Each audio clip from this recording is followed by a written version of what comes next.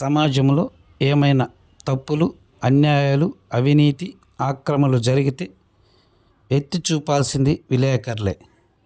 అయితే కొందరు అలాంటి బాధ్యతాయుత వృత్తిలో ఉంటూ తమను అడిగేవారు ఎవరంటూ ఏకంగా లక్షలు విలువ చేసే ప్రభుత్వ స్థలాన్ని కబ్జా చేసి బొంకులను ఏర్పాటు చేశారు. ఇది ఎక్కడో కాదండోయ్, అల్లూరులోని ప్రభుత్వ కార్యాలయాల సముదాయాలకు కూతవేటు దూరంలో. ఇంత జరుగుతున్న ఈ విషయాన్ని తెలుసుకున్న అధికారులు కానీ, పాలకపక్షం కానీ, ప్రతిపక్షం కానీ నోరు మెదపలేదు. ప్రభుత్వ స్థలాన్ని కబ్జా చేసి బొంకులు ఏర్పాటు చేసుకున్న విషయమై ప్రభుత్వానికి చెడ్డ పేరు వస్తున్న పాలకవర్గం ఎందుకు స్పందించటం లేదో అర్థం కావటం లేదు. అంతేకాకుండా ఆ కబ్జాదారులకు అండగా నిలబడ్డ నగర పంచాయతీ అధికారులు వారికి విద్యుత్ కనెక్షన్ ఇచ్చేందుకు ఏకంగా ఎన్ఓసీనే మంజూరు చేశారు.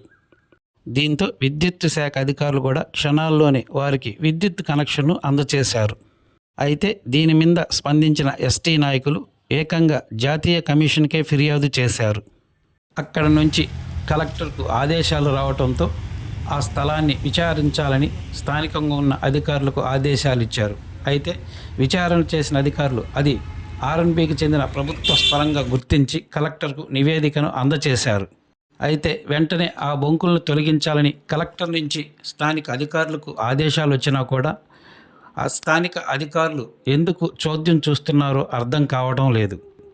బొంకులను తొలగించే విషయంలో స్థానిక అధికారులు చూపుతున్న ధోరణి వారి నిర్లక్ష్యానికి పరాకాష్ఠగా మారిందని స్థానికులు ఆరోపిస్తున్నారు. బొంకులకు విద్యుత్ కనెక్షన్ ఇచ్చేందుకు అధికారులు తీసుకున్న అత్యుత్సాహంపై కూడా కలెక్టర్ ఆరా తీస్తున్నట్లు సమాచారం. ఇప్పటికైనా ప్రభుత్వ స్థలాన్ని కాపాడాల్సిన బాధ్యతాయుతంగా ఉన్న అధికారులు వెంటనే బొంకులను తొలగించాలని ఫిర్యాదుదారులు, గ్రామస్తులు కోరుతున్నారు.